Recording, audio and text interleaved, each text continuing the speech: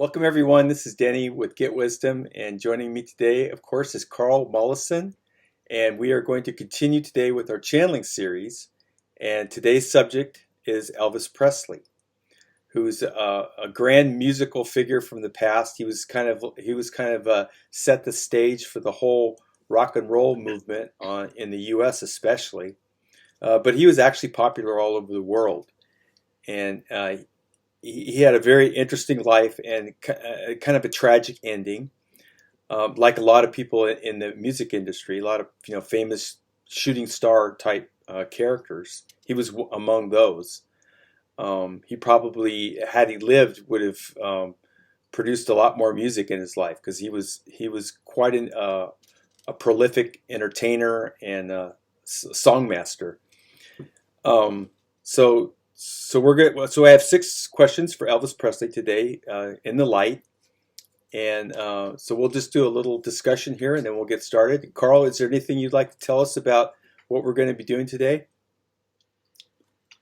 Well, let's see. The people just diving in may wonder about all this and what this is about. So, just a quick summary. As a channeler, I can connect to the consciousness of other beings in many different levels. And one of those levels is beings in the light, meaning they have returned to the higher astral plane, heaven, whatever you might choose to call it. The soul lives on. We are immortal beings. We come and go as earthlings, those beings choosing that experience. So this is a chapter that's kind of an in-between of a vaster existence. So when we reach out to the light, it's to talk at this higher level with the person who has been down here in the fray, so to speak, taking on the challenges of life and making their mark, whatever that might be. And so Elvis was quite a marksman in his way. He may have struggled to get it going, but once he did, it was quite a wildfire. And I grew up in that era, so it was very real to me. And thinking about him, I have so many memories at times and places, and listening to his songs and seeing him on television and performance. I never saw him live, but he was a phenomenon. There's no doubt about it. Yeah. And I liked him very much as an actor. And he tragically got involved with a lot of sort of second tier movie productions, that were, kind of pop oriented things, and didn't give him any serious challenge. And I think it ended up disenchanting a lot of people, and musically he started to drift a little bit. And so, but he was clearly something special. And anytime you have an artist of any sort, a performer, musician, singer, as well as the fine arts, with the canvas and chisel and all that, there's a divine aspect somewhere in that mix, because all art comes from the divine. We've heard that from other talented folk that we've talked to. So I'm looking forward to connecting with him. Yeah. And he's someone.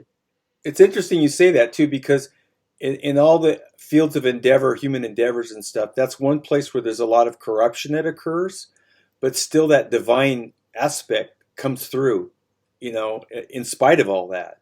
Yeah. And they're just right there side by side. And he was unique because there's a lot of people that started in the music industry, and they didn't really transfer well over to like making movies or doing television, especially movies. But he was pretty successful in movies. I mean, he could act, like you say, if he's got the right material, talent.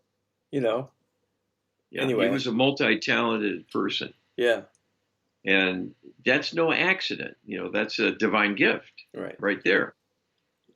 So we will be connecting to his consciousness at that higher soul level in in the light, in the divine plane. And so we'll get a truthful accounting of things in answer to the questions, and pretty much only what was asked in those questions and the intention underlying it, because that's how this process works. The quality of information, its content, and the specifics of it are always in proportion to the questioner and who they are, the reason they're asking, and the level of understanding they have about things germane to the field of inquiry. So that will determine the end product, not the sum total of what's possible. So it's sort of like, in a sense, like a courtroom where the witness is only supposed to answer that specific point that's being addressed, and not widen the discussion to other aspects of their life and so on. So that doesn't happen, because there is a kind of rule in play, which is a divine one, to not be leading the human audience. Mm-hmm. This is very special because we're violating one of the key principles for the divine's interaction with us, which is to not interfere. Yeah. We're supposed to be left on our own unless we seek help. So we are going to them seeking help, and that's why this is allowed at all, that we're doing this outreach. Right. That's why they don't come and talk to people in the night and tell them to write this down and get this out to their friends and see if you can get a press release. And, they don't do that. And it's for the same reason that God doesn't make its presence obvious to anyone and everyone. Yeah. Because we're supposed to be learning and growing our faith on our own, in spite of this disconnection we suffer from. It's a learning opportunity. It's not an ideal arrangement. Yeah.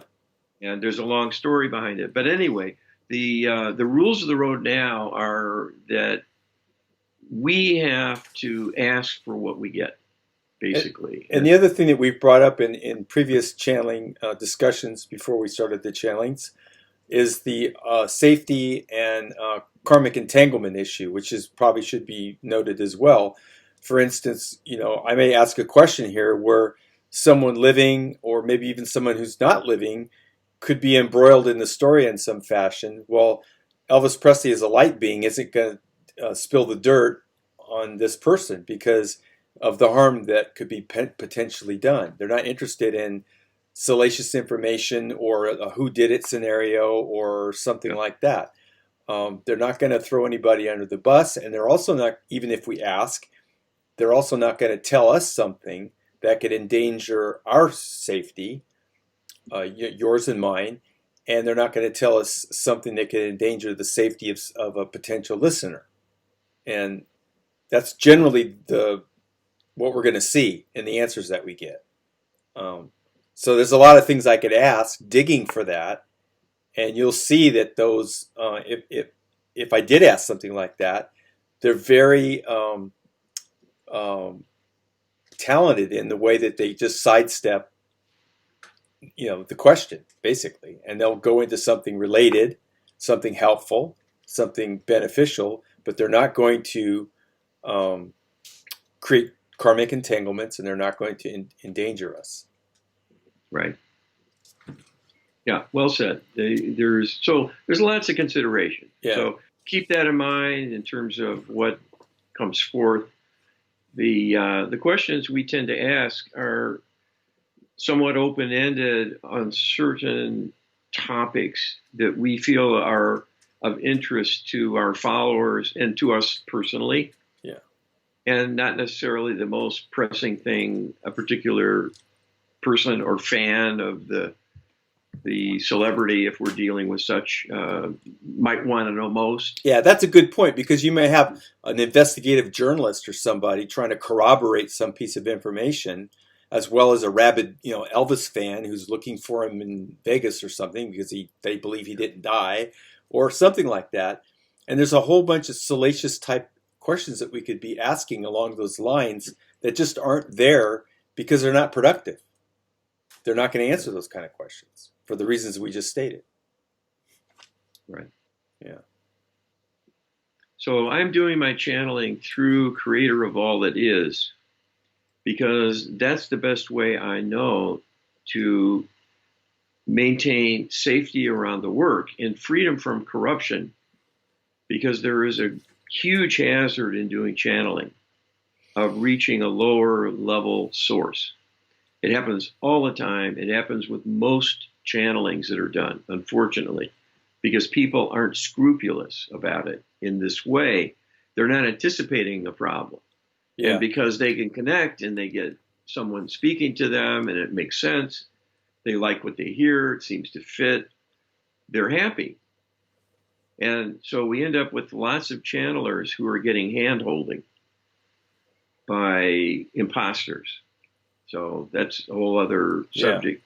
Yeah. But I like to put that in. It's just my general, it's like the Surgeon General's statement, Right.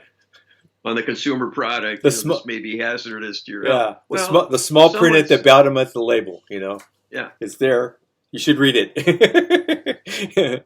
Well, and that's why you'll often see lots of discordant information. Mm-hmm.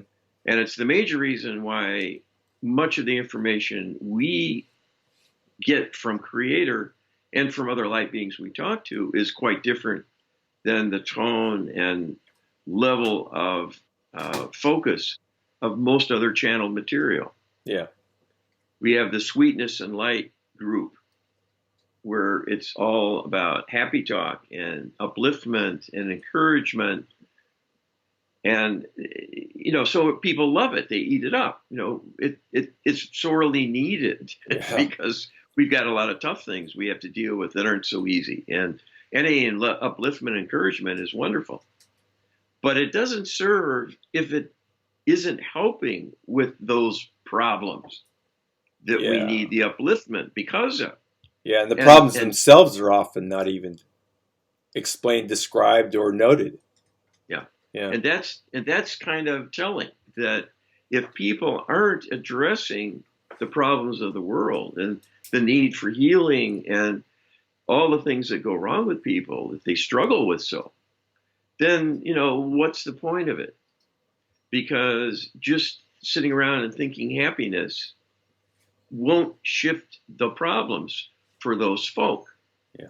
The few who are calm enough and secure enough that they can have a session where they just focus on upliftment are very, very lucky. But that won't cure people of their difficulties. And there's a lot of disinformation around that whole topic, Yeah. So the channelings we do often go into dark corners, and it's because we actually want to do that, because we've been told it's better to know the truth about things than to have half the truth. Yes. It's fine to have a divine being who loves us and cares about us. Right. But don't just stop there. Right. Because there's darkness out there too. Right. And that's especially needed because we're part of the solution. Yes. So and it's up to us. Yeah. Yeah. We have to fix the darkness. Yeah. So sitting around and waiting for the Almighty to do it isn't going to be an answer that's forthcoming. Yes. And we've been told that. Right. But most people have not, because they're not talking to the divine. Yeah. Or in some cases, not asking the right questions. It's just not even on their radar screen. Yeah. Okay, so I think that's a pretty good introduction here. We've got 6 questions. So if there's nothing else, Karl, let's go ahead and get started.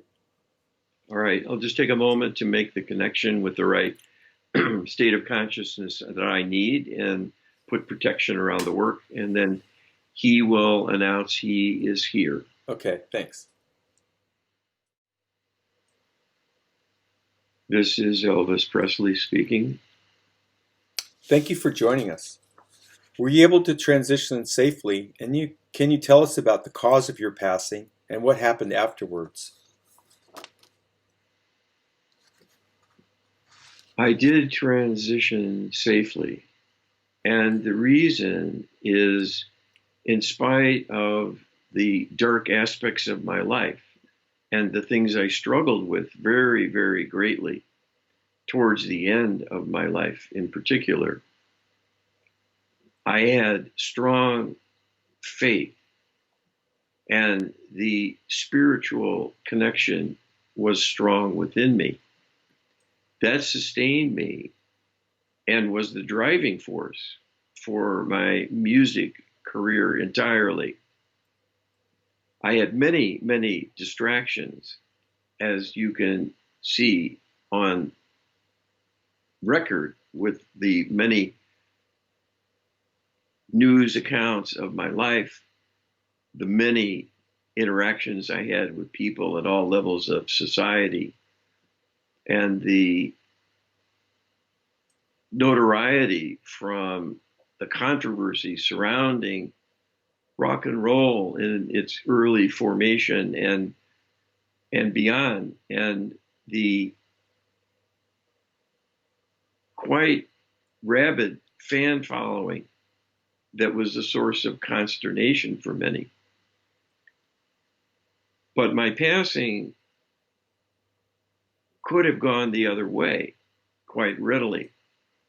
And this is a useful message for those who are weak believers or non-believers to re-examine this choice. It is a choice you are making.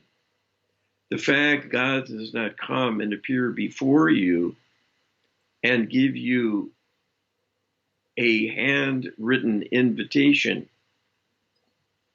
signed the Almighty does not mean it is not real. It is not a force in the universe, and it is not the origin of your very existence.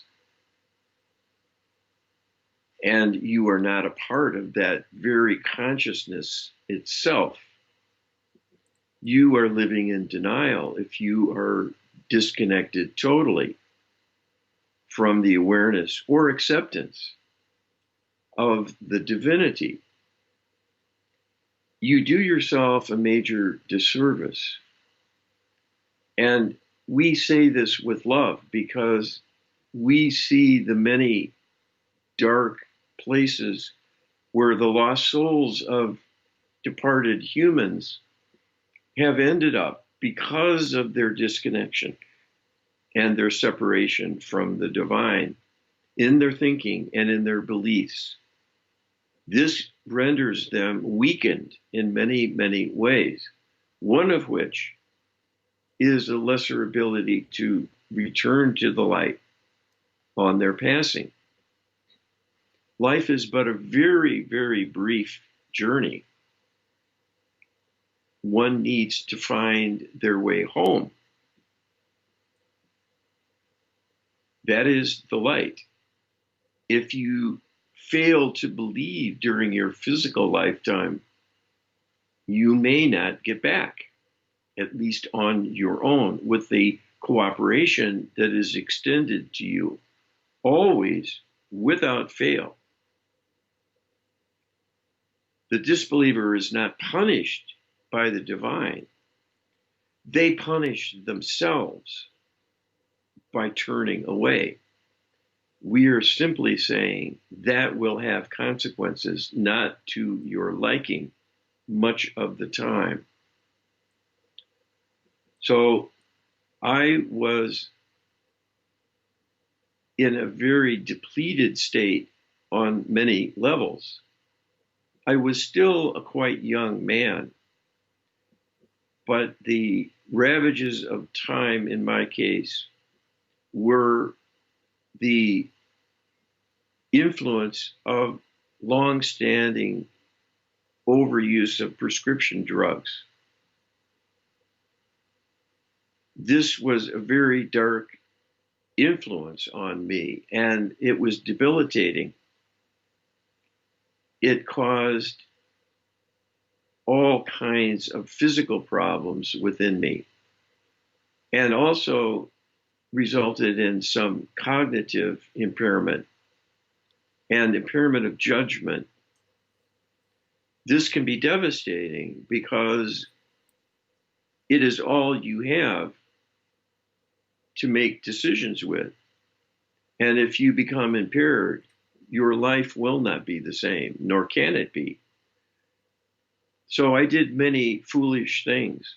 I had many foolish indulgences as a consequence, much of which was influenced by the mix of drugs in my system at the time. So this is not relayed or intended to be an excuse for my personal failings, but again, as an object lesson and warning for others as well.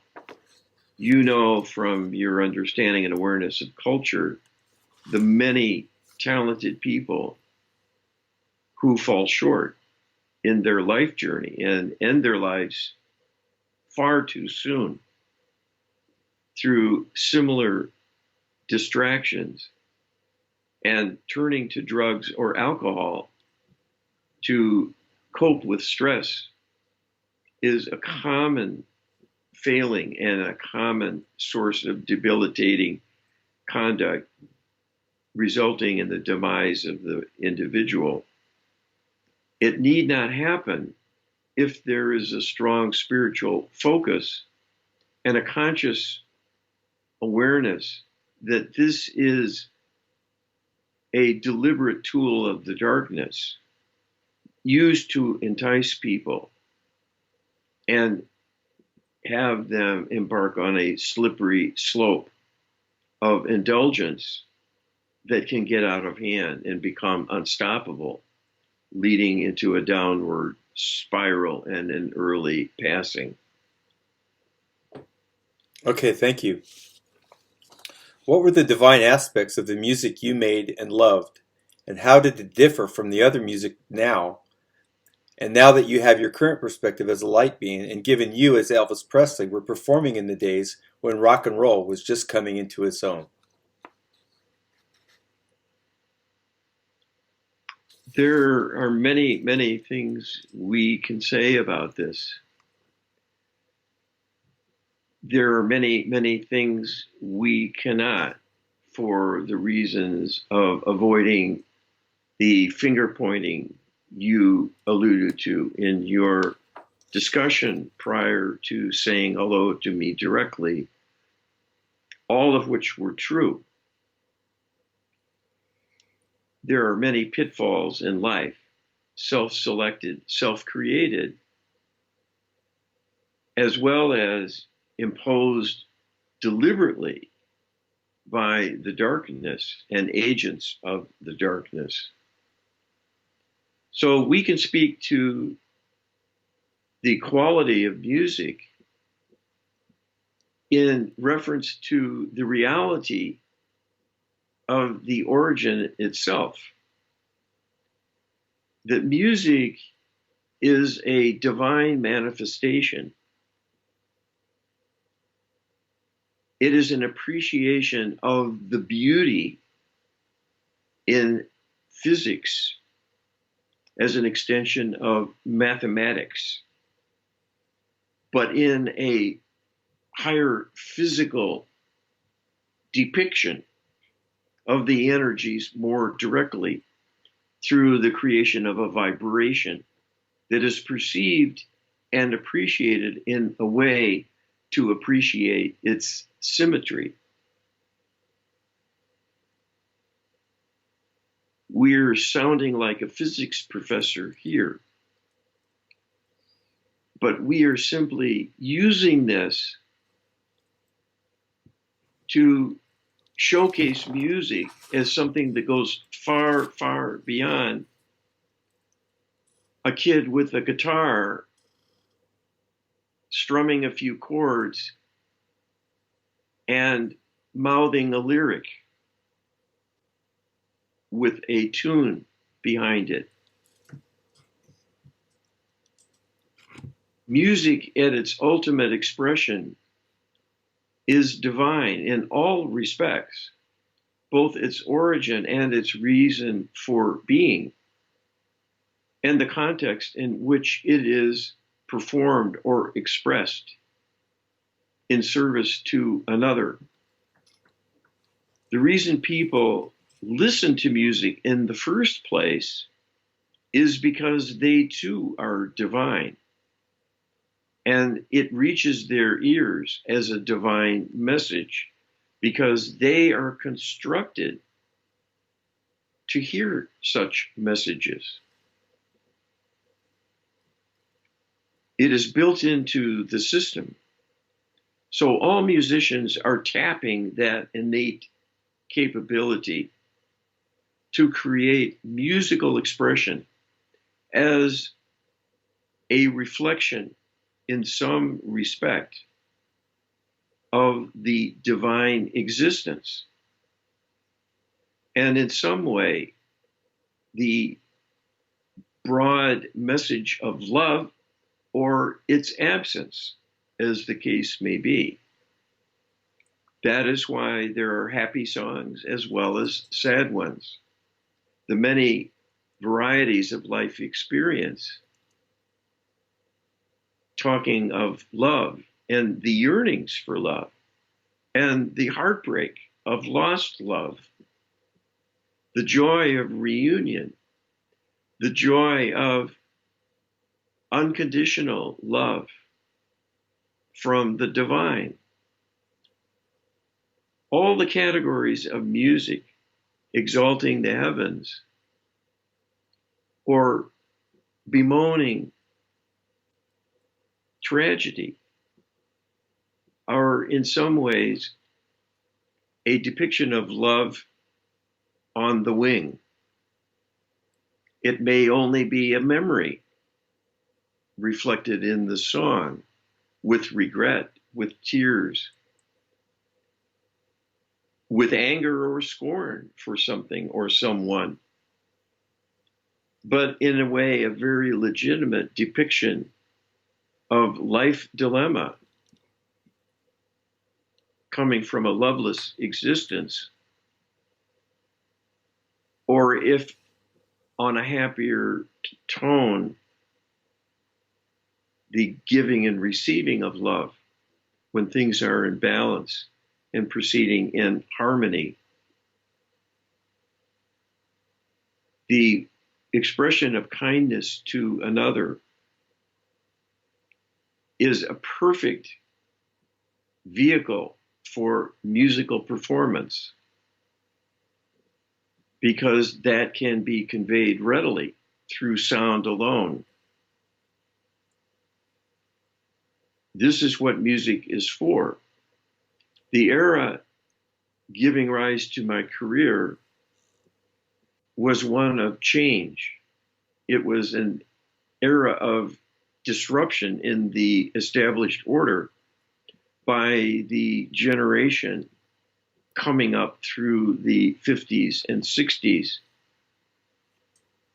This energy of disruption and seeking change, very specifically, had its corollary in the music of those times, being brash, being unconventional, being more of the common person, the average person, than the dedicated, highly refined artistry of the classical composer.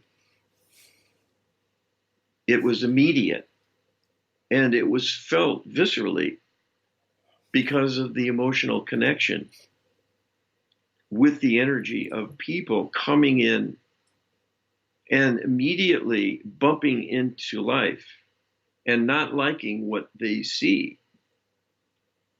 This gave rise to the energies of the rock and roll songbook,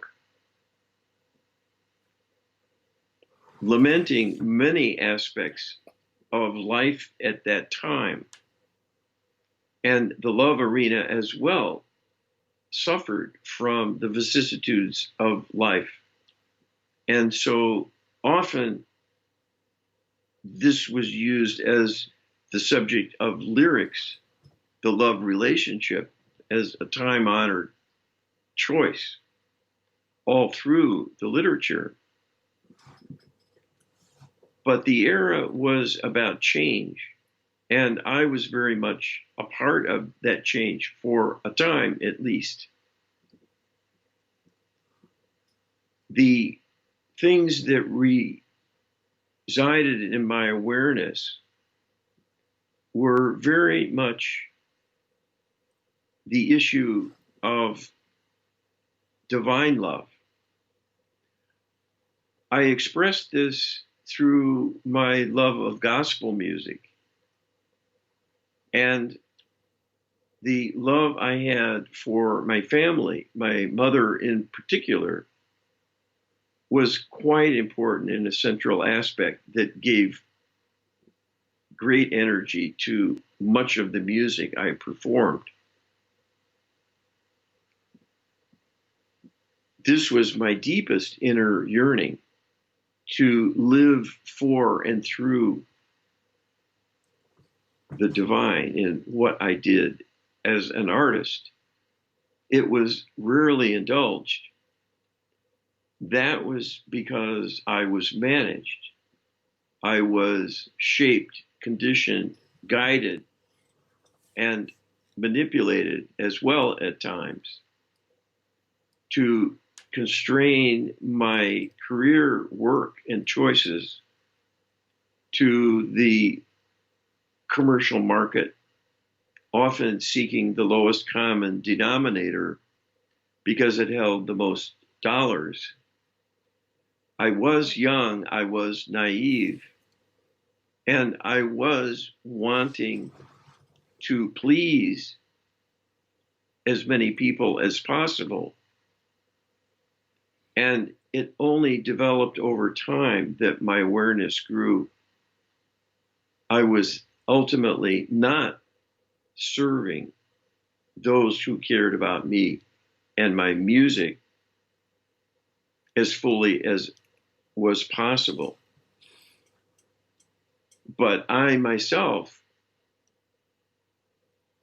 had a limited say in what I could do and not do because of contractual obligations.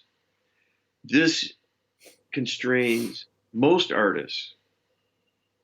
You will not get record contracts unless you agree to many terms dictated by the recording companies.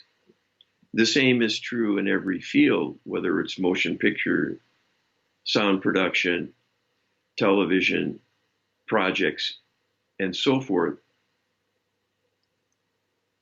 Only a very, very few at the zenith of their career who have fulfilled multi-year contractual obligations will have the luxury of doing something entirely on their own.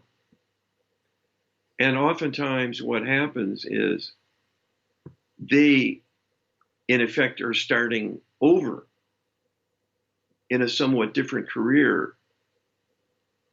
Those who would find it of value are not interested in them because their fan base has been cultivated in a different way for a different genre of music. And those fans as well will not understand the change in direction, and the projects will fall flat. I had experiences of this kind along the way as well. In the music industry, you only have so many chances to fail before backing will fall away. Your support will erode, and you will not get the support of the media. Everything can then work against you rather than in support of a new initiative. So my dream of moving fully into the gospel arena never came to fruition. And it was the growing problems with my personal health that prevented this from happening as much as anything else. I could have carved out a niche for myself and prevailed, if only as a kind of personal hobby, and then let the chips fall where they may as to the size of the audience. So there were many things unfulfilled in my life. And it was the internal corruption that caused this to develop in the way that happened.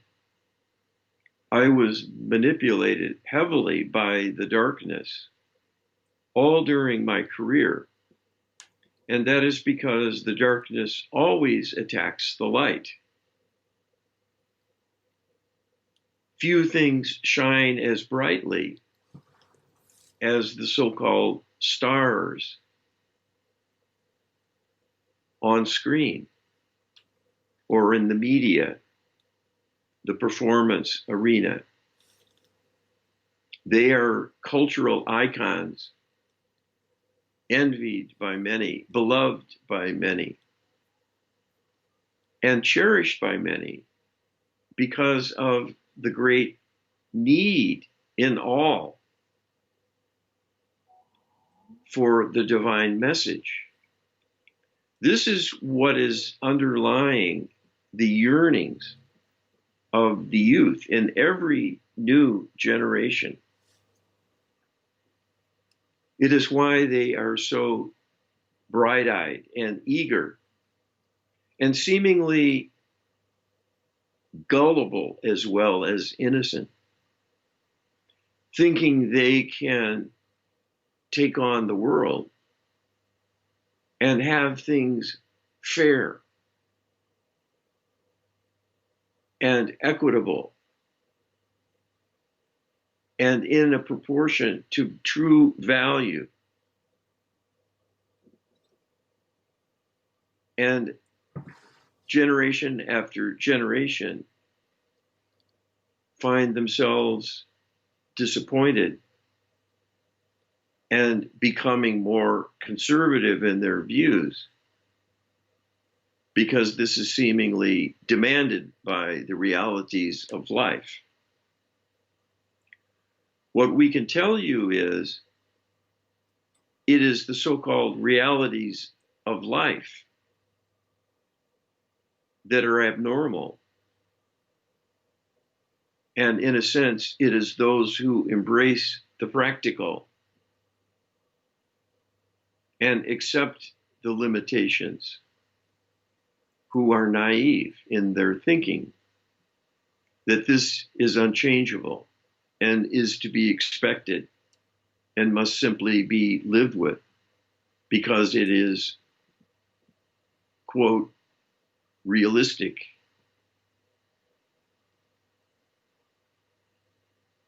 This is always a tragedy in each new human generation.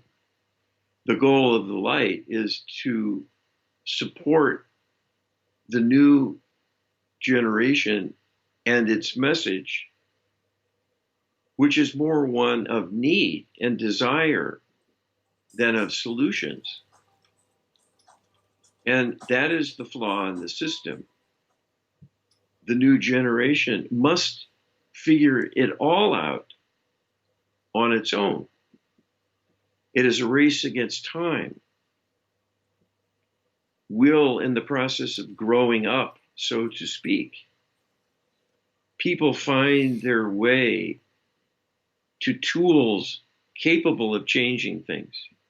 If not, they will become overwhelmed eventually and be disenchanted and lose their zeal and surrender to the demands of the conventional, the pigeonholing, the conformity to established notions, and settle for living a predefined, limited existence This was not the intention of creation, to have a series of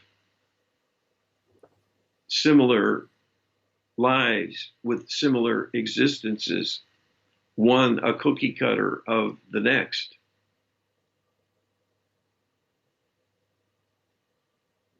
Music has often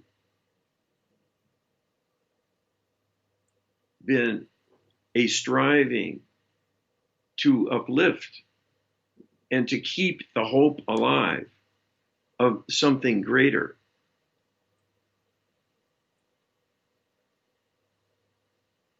The materialist goals that are fostered by society work against this, because the goal of the divine is not a greater materialist world, greater material trappings and accoutrements. It is the attainment of wisdom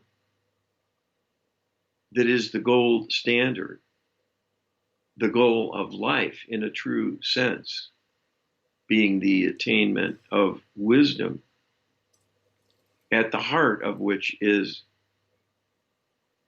a balanced view of things and a balanced life achieved accordingly. Such a life has no room for hatreds, for pettiness, for revenge, for war, for criminality, for inequality, for any kind of discrimination against an individual or a group of individuals for any reason. The world has a long ways to go still. Riding the waves are the artists pointing towards a higher perspective, lamenting it when it is absent, commiserating with the downtrodden, the suffering, the loveless, the rejected, and the abandoned, seeking to raise them up once again, showing them hope. There will be a new day. There will be even a new life if one's life is hopeless.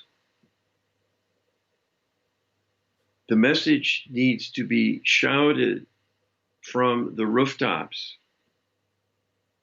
You are immortal. Live like it. People live for the moment, not even for tomorrow or the next day.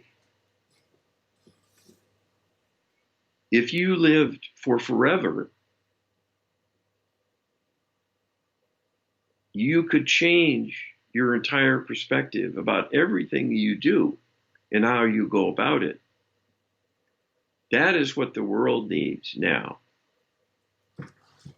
The legacy you leave will be the legacy you inherit when one day you return back into life. Death is not an escape.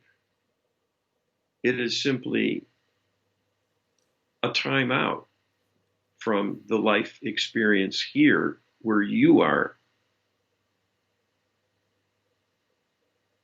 If you leave a legacy of pain, regret, and suffering, you will pick up where you left off and continue to grapple with this. Why not heal it once and for all? So your legacy is one of joy and upliftment and expansion. That is not impossible. If people can pull together instead of creating divisions. Any problem can be solved. Any problem can be dealt with. And even if it takes a lowered lifestyle on average for many of the affluent nations, if people realize they are immortal and will come back to the same tragic world again and again and again, unless it changes, reason would dictate starting now, making a concession now to right the wrongs of the past and move towards a better system.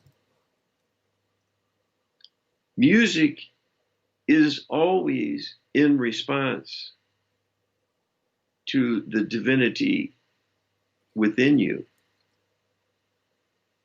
If you are spiritual, the messages will be spiritual, whether they are about joy and upliftment or about suffering. They are recognizing the condition of love as depicted in the tune and the lyrics.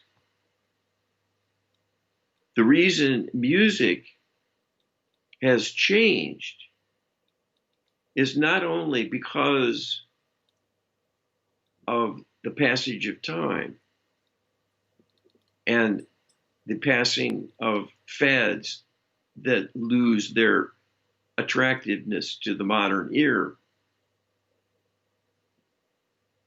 The change is largely because of spiritual disconnection.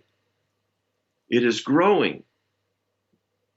It is worsening things, and along with it, excluding the possibility of music expressed in a divine way on a divine level. Those artists who can do so shine and stand head and shoulders above the others. Most of the musical landscape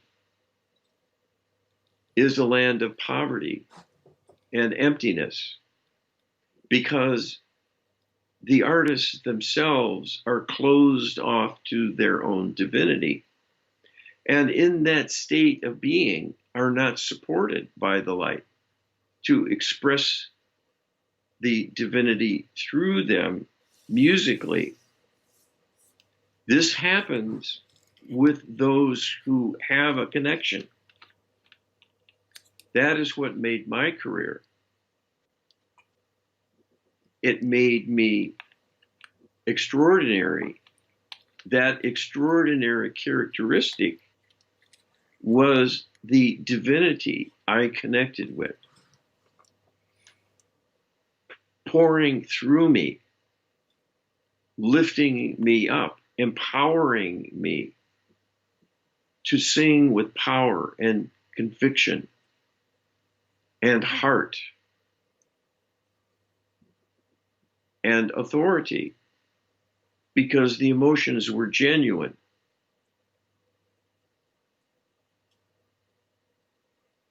When there is no connection to love in a deep way, the music will be shallow. It is that simple. And that is the line of demarcation and an explanation for the change over time. Okay, thank you. Was the fear around rock and roll music rational in any way, or was it just that it was so dramatically different and in some cases overtly sexual that it caused a backlash?